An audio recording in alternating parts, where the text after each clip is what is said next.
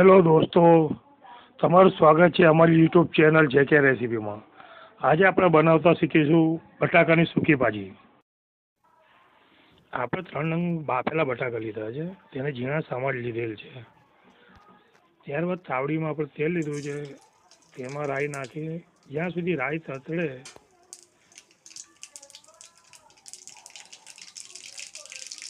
આપ જોઈ શકો છો કે રાઈ ફૂટી ગઈ છે। ત્યારબાદ આપણે સમારેલા જે ઝીણા બટાકા છે તે નાખીશું। આપણે બધા જ બટાકા તેમાં નાખી દેવાના છે। ત્યારબાદ તેમાં હલાવતા રહેવાનું છે, બરાબર શેકાઈ જાય ત્યારબાદ તેમાં આપણે કાશ્મીરી લાલ મરચું નાખીશું, હળદર અને મીઠું સ્વાદ અનુસાર, અને બધાને મિક્સ કરી લેવાનું છે એક સાથે, અને 5 મિનિટ સુધી આવું થવા દેવાનું છે। આપ જોઈ શકો છો કે સરસ મજાની રેસ્ટોરન્ટ જેવી સબ્જી તૈયાર થઈ ગઈ। જોતાં જ મોંમાં પાણી આવી જાય, વાહ કેવું પડે।